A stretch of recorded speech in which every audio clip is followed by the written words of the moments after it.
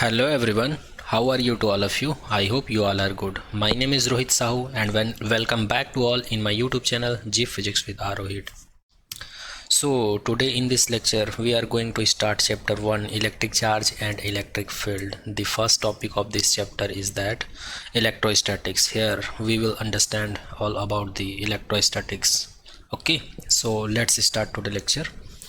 तो आज के इस लेक्चर में हम लोग इलेक्ट्रोस्टैटिक्स होता क्या है एक्चुअल में इसको जानने वाले हैं और चैप्टर 1 से रिलेटेड बाकी टॉपिक को भी हम लोग आज कवर करने वाले हैं।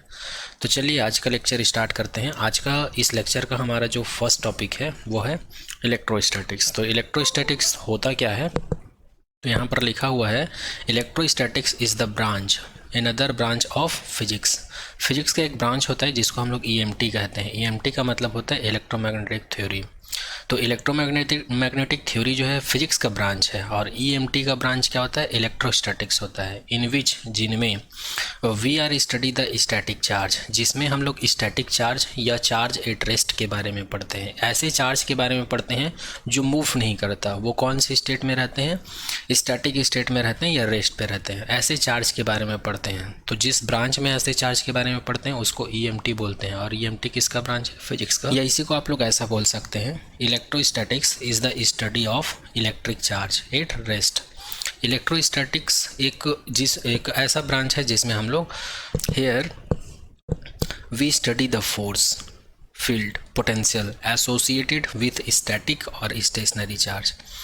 इलेक्ट्रोस्टैटिक्स में हम लोग क्या पढ़ते हैं, इलेक्ट्रिक फोर्स के बारे में पढ़ते हैं। किसके बारे में पढ़ते हैं, इलेक्ट्रिक फोर्स, जिसको एफ से रिप्रेजेंट करते हैं। इलेक्ट्रिक फील्ड के बारे में पढ़ते हैं जिसको ई से डिनोट करते हैं और इलेक्ट्रिक पोटेंशियल के बारे में पढ़ते हैं जिसको वी से रिप्रेजेंट करते हैं। तो इन सभी के बारे में स्टडी करते हैं। किसके लिए, स्टैटिक चार्ज या फिर स्टेशनरी चार्ज या फिर रेस्ट चार्ज के लिए। उसी को क्या कहते हैं हम लोग, इलेक्ट्रोस्टैटिक्स कहते हैं। ओके, अब चूंकि हम लोग को पता है फिजिक्स का दो ब्रांच होता है, एक क्लासिकल फिजिक्स होता है और एक मॉडर्न फिजिक्स होता है। तो क्लासिकल फिजिक्स के अंदर का एक ब्रांच होता है जिसको हम लोग ईएमटी बोलते हैं। ईएमटी मतलब होता है इलेक्ट्रोमैग्नेटिक थ्योरी। तो इलेक्ट्रोमैग्नेटिक थ्योरी के 3 पार्ट होते हैं, जिसमें से फर्स्ट है इलेक्ट्रोस्टैटिक्स, सेकेंड है मैग्नेटोस्टैटिक्स और थर्ड है इलेक्ट्रोमैग्नेट। इलेक्ट्रोस्टैटिक्स में हम लोग इलेक्ट्रिक फील्ड से रिलेटेड फिनोमिनॉन्स के बारे में पढ़ते हैं। मैग्नेटोस्टैटिक्स में मैग्नेटिक फील्ड से रिलेटेड फिनोमिनॉन के बारे में पढ़ते हैं और इलेक्ट्रोमैग्नेटिक में इलेक्ट्रिक फील्ड और मैग्नेटिक फील्ड से रिलेटेड प्रॉपर्टीज़ के बारे में पढ़ते हैं जिसको हम लोग इलेक्ट्रोमैग्नेट कहते हैं। आई होप इलेक्ट्रोस्टैटिक्स क्या होता है ये आप लोग को समझ में आया होगा। ओके, चलिए तो चैप्टर 1 का नेक्स्ट टॉपिक की ओर बढ़ते हैं। चैप्टर 1 का हमारा जो नेक्स्ट टॉपिक है वो है इलेक्ट्रिक चार्ज। ये आपके एग्ज़ाम के पॉइंट ऑफ व्यू से भी बहुत इंपॉर्टेंट है। तो सबसे पहले हम लोग इसका डेफिनेशन देख लेते हैं। तो इसका डेफिनेशंस क्या बोलता है, देखो, it is an intrinsic properties of elementary particle. ये एलिमेंट्री पार्टिकल ऑफ मैटर, ये किसी भी मैटर के एलिमेंट्री पार्टिकल्स की इंट्रिंसिक प्रॉपर्टीज़ होती है। इंट्रिंसिक का मतलब होता है आंतरिक गुण होता है, ठीक है। ये किसी भी एलिमेंट्री पार्टिकल्स का आंतरिक गुण होता है। Which gives rise to electric force between various object, जो कि हमको क्या बताता है, इलेक्ट्रिक फोर्स के बारे में बताता है। जो कि हमको क्या बताता है, इलेक्ट्रिक फोर्स के बारे में बताता है। किसके किसके बीच, जो विभिन्न प्रकार के अलग अलग टाइप के जो ऑब्जेक्ट होते हैं उनके बीच जो इलेक्ट्रिक फोर्स लगता है उसके बारे में बताता है। कौन, एलिमेंट्री पार्टिकल्स की जो इंट्रिंसिक प्रॉपर्टीज़ होती है वो, उसी को क्या कहा जाता है, इलेक्ट्रिक चार्ज कहा जाता है। अब यहाँ पर मैंने एक वर्ड यूज़ किया है। क्या वर्ड यूज़ किया है, मैंने यहाँ पर एक वर्ड यूज़ किया है, वो है एलिमेंट्री पार्टिकल। तो यहाँ पर ये एलिमेंट्री पार्टिकल का मतलब क्या होता है, तो it is a fundamental particle which contain some charge. ये एक मूलभूत पार्टिकल्स होते हैं, मूलभूत कण होते हैं जिसके पास कुछ ना कुछ चार्ज होता है। जैसे कि इलेक्ट्रॉन हो गया जिसके पास नेगेटिव चार्ज होता है, प्रोटॉन हो गया जिसके पास पॉजिटिव चार्ज होता है और न्यूट्रॉन हो गया जिसके पास कोई चार्ज नहीं होता। तो इस प्रकार के पार्टिकल्स को ही क्या बोला जाता है, एलिमेंट्री पार्टिकल कहा जाता है, ठीक है। तो इलेक्ट्रिक चार्ज से रिलेटेड ये पॉइंट था, डेफिनेशन, इसको हम लोग कवर कर लिए हैं। इलेक्ट्रिक चार्ज के अंदर आपका नेक्स्ट पॉइंट है वो है टाइप ऑफ चार्ज। तो ये तो सभी को पता है ना, टाइप्स ऑफ चार्ज सभी को पता है, फिर भी एक बार देख लेते हैं। in electrostatic charge is divided into two part, or we can say experimentally found that electric charge is two types. Electrostatics में चार्ज को टू टाइप से डिवाइड किया गया है, या हम लोग ऐसे कह सकते हैं कि एक्सपेरिमेंट के आधार पर इसको टू पार्ट्स में डिवाइड किया गया है, जिसमें से फर्स्ट होता है पॉजिटिव चार्ज, सेकंड होता है आपका नेगेटिव चार्ज। जैसे कि आप लोग को पता है, आप लोग पिछले छोटे क्लास में पढ़े होंगे 7th या 8th में, जब भी हम लोग ग्लास रॉड और सिल्क को दोनों को रब करते हैं तो हम लोग को पता है ग्लास में कौन सा चार्ज प्रोड्यूस होता है, पॉजिटिव चार्ज प्रोड्यूस होता है, और सिल्क में कौन सा चार्ज प्रोड्यूस होता है, नेगेटिव चार्ज प्रोड्यूस होता है। ओके, ये आप लोग को पता होगा आई होप। तो चलिए आगे देखते हैं। तो हम लोग चार्ज के अंदर में सेकेंड पॉइंट भी कवर कर लिए, टाइप ऑफ चार्ज। नेक्स्ट देखते हैं चार्ज का यूनिट क्या होता है, जिसको हम लोग एसआई यूनिट बोलते हैं, और नोटेशन क्या होता है इसको देखने वाले हैं। It is denoted by the letter Q, capital Q, small Q and E. ये तीनों ही क्या है, इलेक्ट्रिक चार्ज का नोटेशन है, जहाँ पर ई को बोला जाता है एलिमेंट्री चार्ज, और वन एलिमेंट्री चार्ज का मतलब होता है 1.6 × 10⁻19 कूलम। और यहाँ पर स्मॉल क्यू और क्यू को हम लोग बोल सकते हैं, यहाँ पर ये किसी भी सिस्टम का टोटल चार्ज हो सकता है। ठीक है, इसको आगे और समझेंगे हम लोग अच्छे से, है ना। और अगर यूनिट की बात करें, चार्ज की यूनिट की बात करें, एसआई यूनिट बोल सकते हो, तो वो होता है कूलम। क्या होता है, कूलम।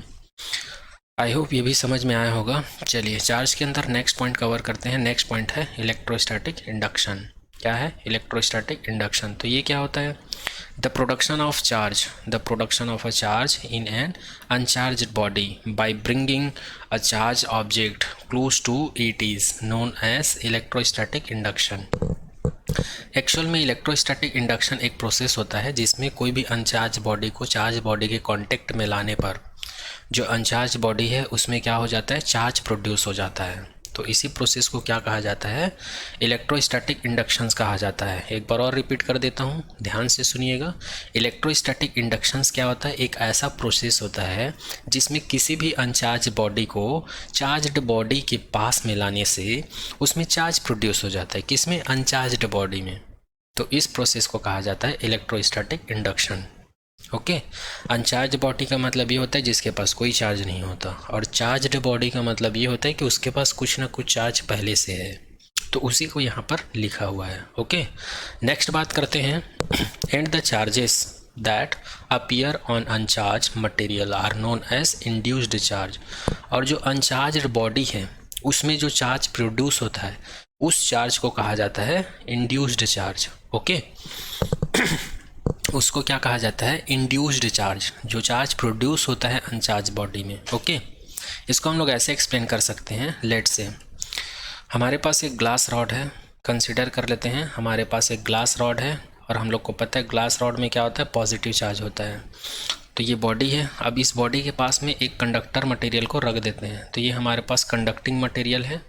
ओके, जैसे ही ग्लास रॉड को हम लोग इसके पास में लाते हैं तो यहाँ पर इसका अपोजिट चार्ज प्रोड्यूस हो जाता है, नेगेटिव चार्ज प्रोड्यूस हो जाता है, नेगेटिव चार्ज, और इसके जस्ट अपोजिट साइड में पॉजिटिव चार्ज प्रोड्यूस हो जाता है।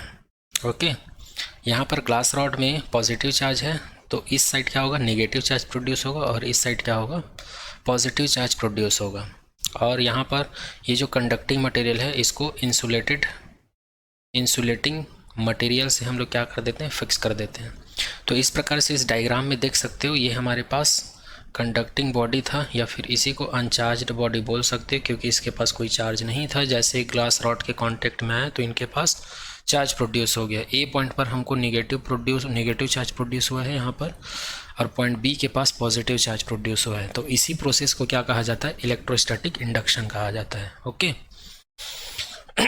तो चार्ज के अंदर में नेक्स्ट पॉइंट होगा हमारा इलेक्ट्रोस्टैटिक इंडक्शंस के बाद electronic theory of electric charge. यहाँ पर इसको 5 कर लीजिएगा क्योंकि इलेक्ट्रिक चार्ज के अंदर में 4 पॉइंट कवर कर चुके हैं, 4 पॉइंट देख चुके हैं, ये 5th पॉइंट होगा। Okay, electronic theory of electric charge. तो ये क्या होता है, सबसे पहले हम लोग ये डायग्राम समझ लेते हैं। कंसिडर कर लेते हैं कि ये हमारे पास एक मटेरियल है। जब इस मटेरियल को जूम करके देखेंगे तो आप लोग को एटम्स दिखाई देगा। जब एटम्स को जूम करके देखोगे तो आप लोग को ऐसे सेल्स दिखेंगे, और इस सेल्स के अंदर में, ऑर्बिट्स के अंदर में आप लोग को इलेक्ट्रॉन रिवॉल्व करते हुए देखेंगे, जिनके ऊपर नेगेटिव चार्ज होता है। जब इसको हम लोग और बड़ा करेंगे तो ये आउटर सेल है, इनर सेल दिखेगा। उसको और जूम करते जाओगे तो आप लोग को क्या दिखेगा? न्यूक्लियस दिखेगा। न्यूक्लियस को और जूम करेंगे तो हम लोग को प्रोटॉन्स दिखेंगे और न्यूट्रॉन्स दिखेंगे। प्रोटॉन्स एक ऐसा पार्टिकल है जो कि पॉजिटिव चार्ज कैरी करता है, ओके। और न्यूट्रॉन ऐसा पार्टिकल्स होता है जिसके पास कोई चार्ज नहीं होता है, ओके। तो ये है किसी भी मटेरियल्स के एटम्स का इंटरनल स्ट्रक्चर, ओके। अब हम लोग क्या करते हैं, इस एटम को कुछ एनर्जी दे देते हैं, और ये कैसी एनर्जी है? इलेक्ट्रिकल एनर्जी है। कैसी एनर्जी दे देते हैं हम लोग? इलेक्ट्रिकल एनर्जी दे देते हैं।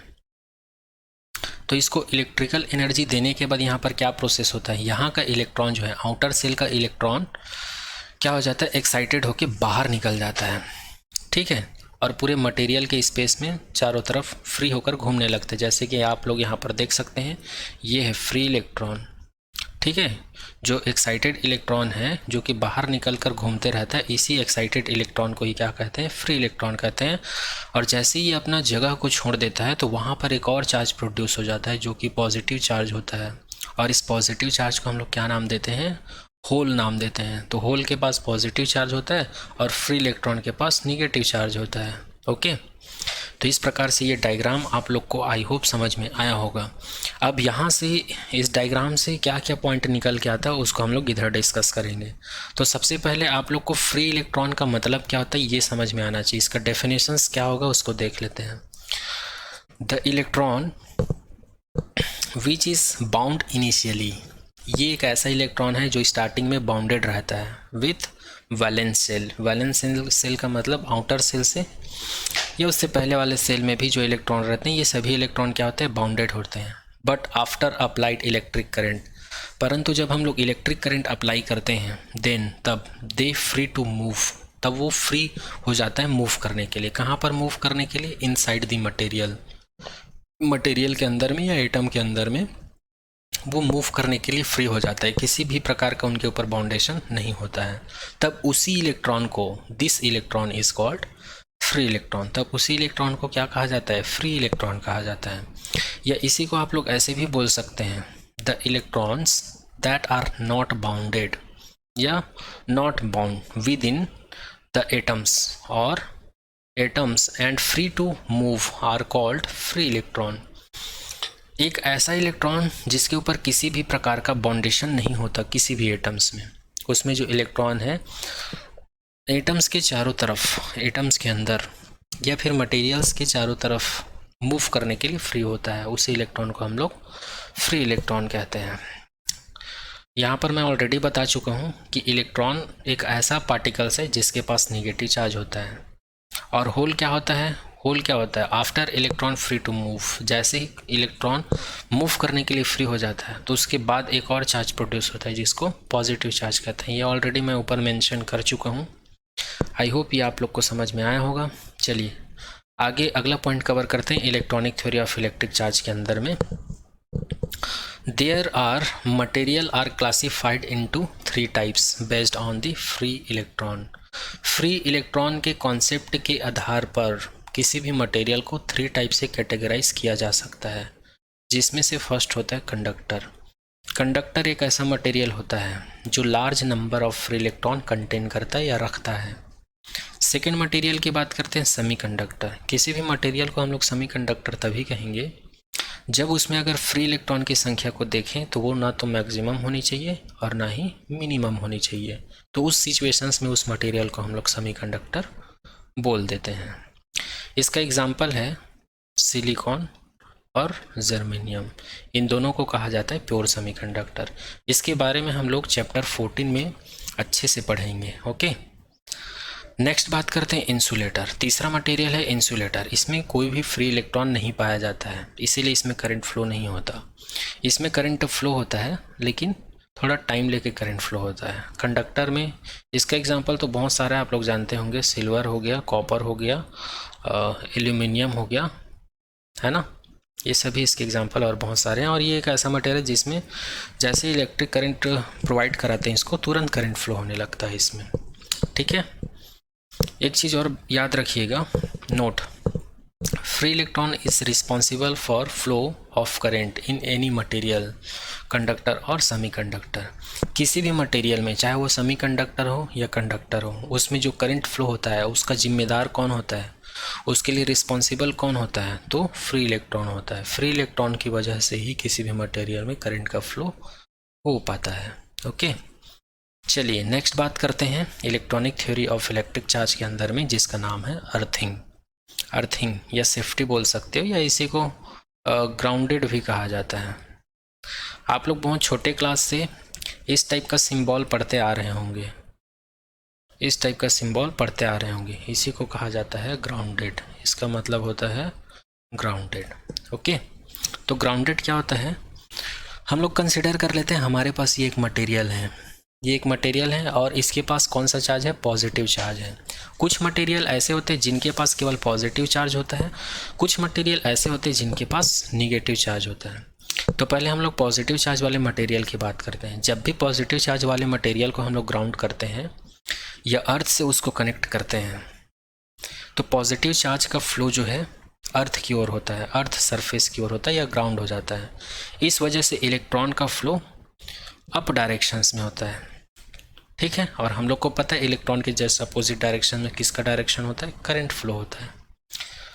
तो इस प्रकार से हम लोग देख सकते हैं पॉजिटिव चार्ज वाले मटेरियल को ग्राउंड करने पर करंट का डायरेक्शन भी क्या होता है, ग्राउंड की तरफ ही होता है। सेकंड बात करते हैं, ये एक मटेरियल है और जिसके ऊपर नेगेटिव चार्ज है। जैसे हम लोग इस मटेरियल को ग्राउंड कर देते हैं तो नेगेटिव चार्ज का फ्लो ग्राउंड की तरफ, अर्थ की तरफ होने लगता है। तो इसके जस्ट अपोजिट डायरेक्शंस में क्या मिलता है, हमको करंट मिलता है। तो इन्हीं प्रोसेस को क्या कहा जाता है, ग्राउंडेड कहा जाता है। ये आप लोग, इसका एग्जांपल आप लोग घरों में समझ सकते हैं। जैसे आप लोग के घर में टीन का जो कूलर रहता है, तो वो कभी कभी क्या लगता है, उसके बॉडी को टच करने पर हम लोग को करंट लग जाता है। इसका रीज़न ये है कि उसमें जो एक्स्ट्रा चार्ज है वो बाहर निकलने लगते हैं। ठीक है, तो उसको ठीक करने के लिए हम लोग क्या करते हैं, उससे बॉडी से एक कंडक्टिंग वायर को टच करके हम लोग उसको क्या कर देते हैं, ज़मीन में गाड़ देते हैं। तो ज़मीन में गाड़ने का मतलब क्या है कि उसका जो एक्स्ट्रा चार्ज है उसको हम लोग ग्राउंड में भेज रहे हैं, ग्राउंड में ट्रांसफ़र कर देते हैं, जिससे कि कूलर जो है करंट मारना बंद कर देते हैं। तो इसी प्रोसेस को क्या कहा जाता है, अर्थिंग या फिर ग्राउंडेड कहा जाता है। इसीलिए आप लोग देखे होंगे जो भी बड़े बड़े मोटर होते हैं, एसी हो गया, जैसे कि कूलर हो गया, और बहुत सारे ऐसे डिवाइसेस होते हैं, इलेक्ट्रिक डिवाइसेस, जिसमें 3 स्विच पाया जाता है, 3 स्विच रहता है, 3 स्विच रहता है, जिसमें से एक पॉजिटिव रहता है, एक नेगेटिव होता है और एक ग्राउंडेड होता है। तो अगर ये वाला टर्मिनल, ग्राउंडेड वाला टर्मिनल अगर सही रहता है तो कोई भी डिवाइस से आपको करंट नहीं लगता है। जैसे कि कूलर के भी स्विच में आप लोग देखे होंगे 3 पिन रहता है, जिसमें से ग्राउंडेड रहता है। अगर आपके घर में ये वाला कनेक्शन नहीं रहता तब आपको कूलर के बॉडी से करंट लग सकता है, और यदि ये रहता है तो उसमें एक्स्ट्रा चार्ज आउटसाइड तो निकलता है, लेकिन वो ये नहीं रहता है तब निकलता है तो करंट लगता है, और जब ये रहता है तो ये उसको ग्राउंडेड कर देता है ऑलरेडी। तो आई होप ये पॉइंट भी आप लोग को समझ में आया होगा। Electronic theory of electric charge exam के पॉइंट ऑफ व्यू से उतना इम्पॉर्टेंट नहीं है, लेकिन ये बेसिक है, ये चीज़ें आपको पता होनी चाहिए, इसलिए मैं इस टॉपिक को भी कवर कर दिया हूँ। ओके, ये कॉन्सेप्ट के लिए है, एग्ज़ाम के पॉइंट ऑफ व्यू से उतना इम्पॉर्टेंट मुझे नहीं लग रहा है। चलिए इलेक्ट्रिक चार्ज के अंदर में नेक्स्ट पॉइंट कवर करते हैं, 6 नंबर का पॉइंट है, जिसका नाम है basic properties of electric charges. ये आपके एग्ज़ाम के पॉइंट ऑफ व्यू से इम्पॉर्टेंट है। ओके, तो इलेक्ट्रिक चार्ज का बेसिक प्रॉपर्टीज़ क्या क्या होते हैं। Experimentally observed that electric charge has following 3 types of properties.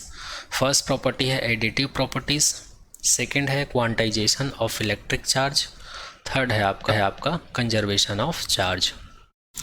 तो जो इलेक्ट्रिक चार्ज होते हैं उनके पास 3 मेन प्रॉपर्टीज़ होती हैं, additive property, quantization and conservation.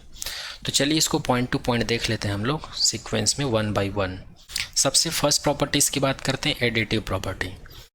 तो ये किसी भी इलेक्ट्रिक चार्ज का एक ऐसा प्रॉपर्टीज़ होता है जिसमें किसी भी सिस्टम में जितने भी चार्ज डिस्ट्रीब्यूटेड रहते हैं, जैसे कि Q1, Q2, Q3, इसी प्रकार इसमें टोटल Qn चार्ज है।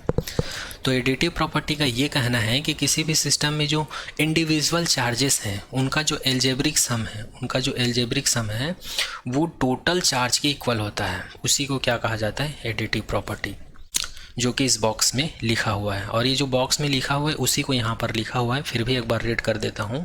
The total charge of this system is the algebraic sum of the individual charges located at a different points inside the system. किसी भी सिस्टम के अंदर में जो इंडिविजुअल चार्जेस होते हैं उनके एल्जेब्रिक सम जो है टोटल चार्जेस के इक्वल होता है। उसी को क्या कहा जाता है? Additive property. If we have a system, हम लोग कंसिडर कर लेते हैं हमारे पास एक सिस्टम है, contain charges Q1, Q2, Qn, जिसके पास कैसा चार्ज है? Q1, Q2, Q3 dot dot dot Qn charges है। तब उस सिस्टम का जो टोटल चार्जेस है वो कितना हो जाएगा? वो हो जाएगा Q is equals to Q1 plus Q2 plus dot dot dot Qn। I hope आप लोग को समझ में आया होगा। और यहाँ पर एक चीज़ और याद रखिएगा कि यहाँ पर ये जो Q1, Q2 dot dot dot Qn है ये निगेटिव भी हो सकता है, ये पॉजिटिव भी हो सकता है। मतलब Q1 का वैल्यू जो है निगेटिव भी हो सकता है और Q1 का वैल्यू पॉजिटिव भी हो सकता है। ये आपके क्वेश्चन के ऊपर डिपेंड करेगा। ठीक है, चलिए एक एग्जाम्पल कर लेते हैं। हम लोग कंसिडर कर लेते हैं हमारे पास Q1 का वैल्यू है 2 कूलाम। ठीक है, यहाँ पर C का मतलब है कूलाम। कंसिडर कर लेते हैं Q2 का वैल्यू है हमारे पास -2 कूलाम। और कंसिडर कर लेते हैं Q3 का वैल्यू है हमारे पास -1 कूलाम। तब हमको निकालना है एडिटिव प्रॉपर्टीज़ की मदद से total charges of the system. हमारे पास एक ऐसा सिस्टम है जहाँ पर 2 कूलाम का चार्ज दिया हुआ है, -2 कूलाम का चार्ज दिया हुआ है और -1 कूलाम का चार्ज दिया हुआ है। तब हमको टोटल चार्जेस निकालना है। तो कैसे निकालेंगे?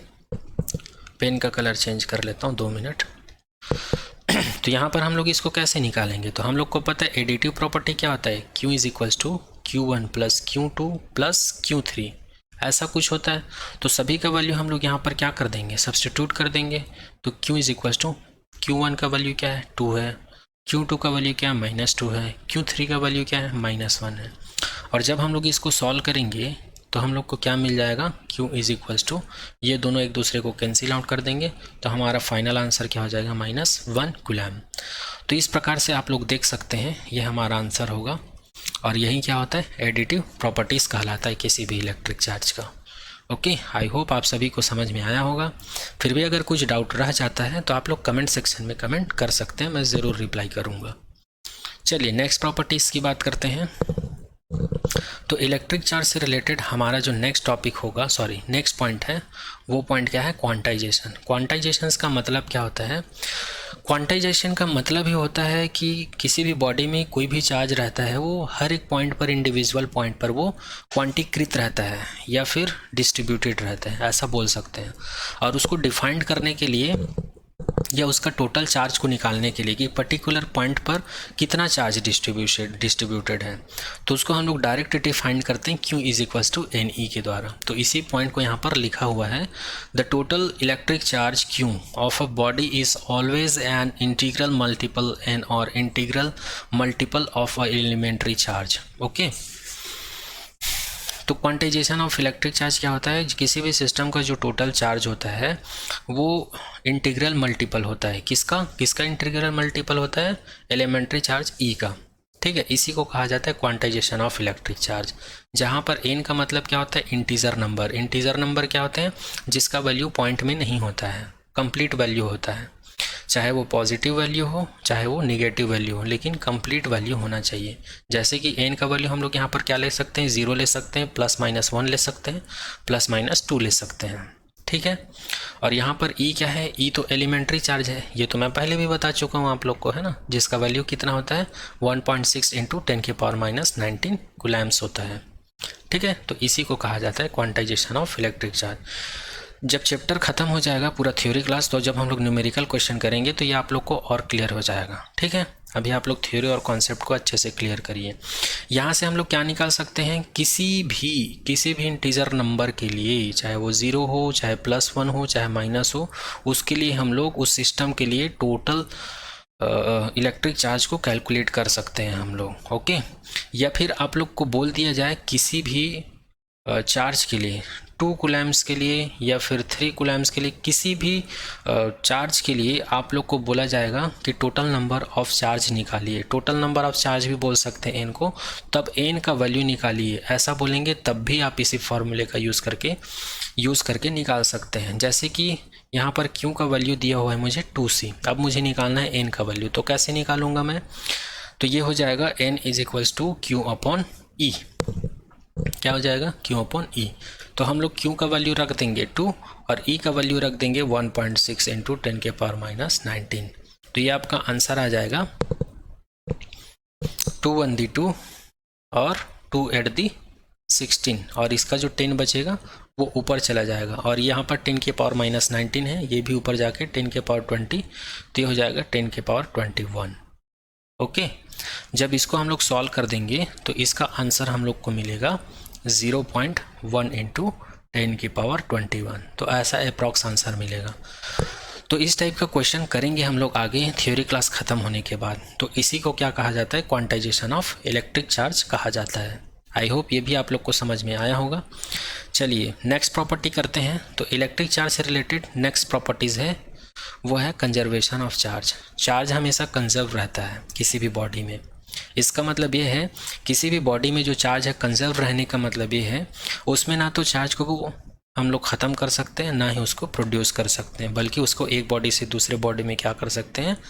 ट्रांसफ़र कर सकते हैं। उसी को क्या कहा जाता है? कंजर्वेशन ऑफ चार्ज कहा जाता है। जैसे कि आप लोग कंजर्वेशन ऑफ एनर्जी पढ़े होंगे, ऊर्जा को ना तो नष्ट किया जा सकता है ना ही उत्पन्न किया जा सकता है। बस वैसे ये भी है कि किसी भी आवेश या चार्ज को ना तो उत्पन्न किया जा सकता है ना ही उसको नष्ट किया जा सकता है। उसी को कंजर्वेशन ऑफ चार्ज कहते हैं। इसी को दूसरी भाषा में हम लोग ऐसे कह सकते हैं, अकॉर्डिंग टू दिस लॉ। ये एक प्रकार का लॉ है जो कि क्या बोलता है? The total charge of in A system, किसी भी सिस्टम का, किसी भी निकाय का जो टोटल चार्ज है, टोटल आवेश है, इज़ ऑलवेज कंजर्व्ड और रिमेन कांस्टेंट। वो हमेशा क्या होता है? हमेशा कंजर्व्ड रहता है या कांस्टेंट रहता है। ठीक है, इसी को हम लोग ऐसे बोल सकते हैं total charge Q is equals to constant, या फिर इसी को हम लोग ऐसा बोल सकते हैं initial charge is equals to final charge. ये दोनों एक दूसरे के इक्वल हैं। ठीक है, तो इसी को क्या कहा जाता है? Conservation of electric charge. इसी को हम लोग ऐसे भी समझ सकते हैं in other word the electric charge neither created nor destroyed but it can be transferred one body to another body. इसको तो मैं पहले ही बोल चुका हूँ, आवेश को ना तो बनाया जा सकता है और ना ही ख़त्म किया जा सकता है, बल्कि ट्रांसफ़र किया जा सकता है one body to another body. उसी को क्या कहा जाता है? कंजर्वेशन ऑफ चार्ज कहा जाता है। इसका एक एग्जांपल देख लेते हैं।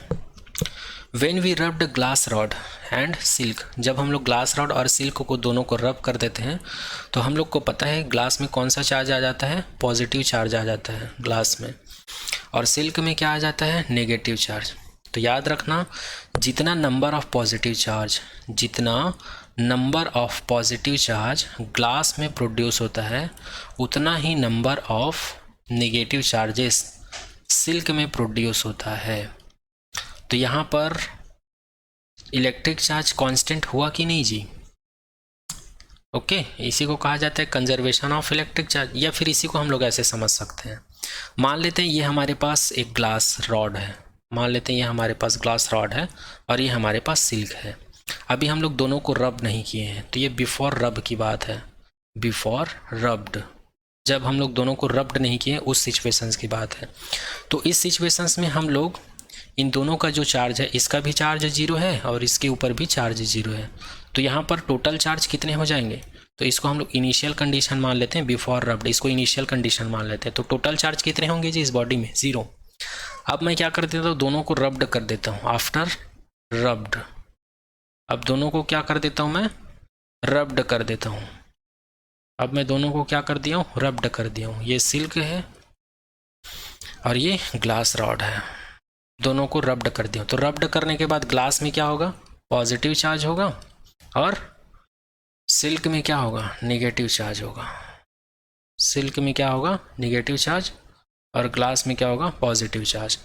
तो यहाँ पर ग्लास में जो पॉजिटिव चार्ज होगा वो सिल्क में जो नेगेटिव चार्ज है उसके इक्वल होगा। क्योंकि जितने नंबर ऑफ पॉजिटिव चार्ज हैं उतने ही नेगेटिव चार्ज हैं। तो अगर मैं आफ्टर रब्ड, इस केस में अगर टोटल चार्ज की बात करूं तो ये क्या हो जाएगा, ग्लास रॉड का चार्ज और सिल्क का चार्ज, और दोनों एक दूसरे के इक्वल हैं। तो यहाँ पर फाइनल चार्ज क्या हो जाएगा, ज़ीरो। फाइनल चार्ज क्या हो जाएगा, ज़ीरो। तो इस वाले इक्वेशन से और इस वाले इक्वेशन से हम लोग देख सकते हैं कि फाइनल का भी वैल्यू ज़ीरो है और इनिशियल चार्ज का भी वैल्यू ज़ीरो है। तो यहाँ से हम लोग बोल सकते हैं कि टोटल चार्ज भी ज़ीरो होगा या Q1 is equals to QF होगा। ये दोनों सिचुएशन हमको यहाँ पर मिल रहा है, और यही क्या है, कंजर्वेशन लॉ का स्टेटमेंट है। देखो दोनों मैच हो रहा है कि नहीं, हो रहा है ना। इनिशियल चार्ज फाइनल चार्ज दोनों इक्वल होंगे, इनिशियल चार्ज फाइनल चार्ज, या फिर हम लोग बोल सकते हैं Q कांस्टेंट होगा, मतलब Q का वैल्यू ज़ीरो होगा। इसको आप लोग बोल सकते हैं टोटल चार्ज जो है ज़ीरो हो सकता है। तो इसी को क्या कहा जाता है, कंजर्वेशन ऑफ इलेक्ट्रिक चार्ज कहा जाता है। आई होप आप सभी को समझ में आया होगा। तो आपके सिलेबस में इलेक्ट्रिक चार्ज की प्रॉपर्टी से रिलेटेड ये इंपॉर्टेंट टॉपिक थे, जिसमें से quantization, conservation of electric charge आपके सिलेबस में दिया हुआ है। और इन तीनों प्रॉपर्टीज़ के अलावा कुछ और प्रॉपर्टीज़ भी हैं जो इलेक्ट्रिक चार्ज के पास होता है, उस प्रॉपर्टीज़ के बारे में भी हम लोग डिस्कस कर लेते हैं। जिसमें से फर्स्ट प्रॉपर्टीज़ है electric charge produced electric and magnetic field. जो इलेक्ट्रिक चार्ज होता है वो इलेक्ट्रिक फील्ड भी प्रोड्यूस करता है और मैग्नेटिक फील्ड भी प्रोड्यूस करता है। ओके, नेक्स्ट बात करते हैं जो एडिटिव प्रॉपर्टी, क्वांटाइजेशन और कंजर्वेशन प्रॉपर्टीज़ देखें वो इंपॉर्टेंट है। उसके अलावा कुछ और प्रॉपर्टीज़ हैं, उसको डिस्कस करने वाले हैं, कर रहे हैं हम लोग, other properties of electric charge. Okay, तो कंफ्यूज मत होइएगा। तो ये याद रखिएगा, इलेक्ट्रिक चार्ज के द्वारा इलेक्ट्रिक फील्ड भी प्रोड्यूस हो जाता है और मैग्नेटिक फील्ड भी प्रोड्यूस करते हैं कोई भी इलेक्ट्रिक चार्ज जो है। एक चीज़ और याद रखिएगा, ये जो इलेक्ट्रिक चार्ज है resides on the surface of conductor. किसी भी सरफेस की बात करें तो ये चार्जेस जो है कहाँ पर पाया जाता है, सेंटर पे नहीं पाया जाता, बल्कि कहाँ पर पाया जाता है, किनारे में, सरफेस में पाया जाता है।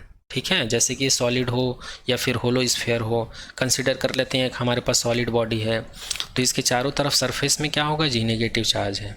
ये होलो स्फीयर है, इसके चारों तरफ नेगेटिव चार्ज है। या ऐसा हो सकता है कि सॉलिड बॉडी के चारों ओर पॉजिटिव चार्ज हो या होलो बॉडी के चारों तरफ पॉजिटिव चार्ज हो। तो ये चार्ज कहाँ पर पाया जाता है, चाहे होलो स्फीयर हो या होलो बॉडी हो, चाहे सॉलिड बॉडी हो, उनके सरफेस पर पाया जाता है। कौन, चार्ज, किसी भी कंडक्टर में। ओके, और अगर इनकी इनसाइड में इलेक्ट्रिक फील्ड की बात करेंगे ना तो वो ज़ीरो होता है। इसको हम लोग आगे चर्चा करेंगे। अभी हम लोग इलेक्ट्रिक चार्ज की प्रॉपर्टीज़ की बात कर रहे हैं। ओके, इस केस में भी इलेक्ट्रिक फील्ड ज़ीरो होगा, इस केस में भी इलेक्ट्रिक फील्ड ज़ीरो होगा अगर इनसाइड की बात करें किसी भी मटेरियल के। Here both hollow and solid conductor hold maximum and equal charges. और अगर हम लोग यहाँ पर होलो और सॉलिड मटेरियल की बात करें तो दोनों में ही चार्ज क्या होंगे, मैक्सिमम होंगे और इक्वल होंगे। ठीक है, आई होप ये भी आप लोग को समझ में आया होगा। नेक्स्ट पॉइंट की बात करते हैं, इनवेरियंस ऑफ चार्ज। यहाँ पर चार्ज कौन सी प्रॉपर्टी शो करता है, इनवेरियंस। इनवेरियंस का मतलब क्या है, it means the numerical value of elementary charge is independent of velocity. इसका मतलब ये है कि एलिमेंट्री चार्ज जो है E, इसका जो न्यूमेरिकल वैल्यू है वो कांस्टेंट होता है, तो पहले ही देख चुके हैं, और इसका वैल्यू चेंज नहीं होता है, इसका वैल्यू चेंज नहीं होता है, तो कांस्टेंट वैल्यू, उसी को यहाँ पर बोला गया है इनवेरियंस ऑफ चार्ज। इसका मतलब यह है कि एलिमेंट्री चार्ज का वैल्यू वेलोसिटी के ऊपर डिपेंड नहीं रहता है। ओके, नेक्स्ट बात करते हैं चार्ज।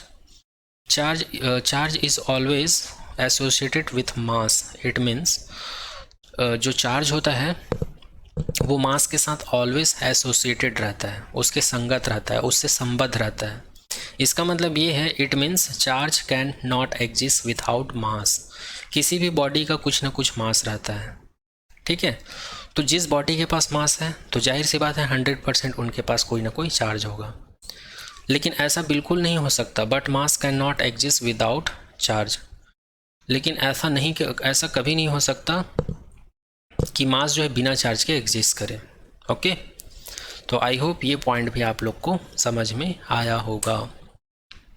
तो आज हम लोग क्या क्या देखे हैं एक बार और रिपीट कर देते हैं। इलेक्ट्रोस्टैटिक्स देखें फर्स्ट टॉपिक, सेकंड टॉपिक देखें इलेक्ट्रिक चार्जेस। इलेक्ट्रिक चार्जेस के अंदर में क्या क्या पॉइंट कवर किए हैं, सबसे पहले डेफिनेशन देखें हैं, टाइप ऑफ चार्ज देखें हैं, unit and notation of charge देखें हैं, इलेक्ट्रोस्टैटिक इंडक्शन देखे हैं, electronic theory of electric charge देखे हैं, electronic theory of electric charge के अंदर में फ्री इलेक्ट्रॉन्स देखे हैं, कंडक्टर देखे हैं, सेमीकंडक्टर, इंसुलेटर देखे हैं, अर्थिंग देखे हैं। उसके बाद देखे हैं basic property of electric charges, additive properties देखे हैं, और क्वांटाइजेशन ऑफ इलेक्ट्रिक चार्ज देखे हैं, कंजर्वेशन ऑफ चार्ज देखे हैं। और इन तीनों प्रॉपर्टी के अलावा कुछ और प्रॉपर्टीज़ हैं जो इम्पोर्टेंट हैं, जिसको हम लोग देखें, जिसको other properties of electric charge बोलते हैं। जैसे कि ये 4 पॉइंट्स हम लोग देखे हैं। तो यहाँ पर आपका इलेक्ट्रोस्टैटिक्स और इलेक्ट्रिक चार्ज कंप्लीट होता है। आज के लेक्चर में यहीं तक। आने वाले लेक्चर में हम लोग कुलाम्स लॉ देखेंगे, ओके, उसके बारे में डिटेल में चर्चा करेंगे। और कुलाम्स लॉ जो है आपके एग्ज़ाम के पॉइंट ऑफ व्यू से भी बहुत इंपॉर्टेंट है, ओके। तो आज के लेक्चर में यहीं तक। Thank you so much to all.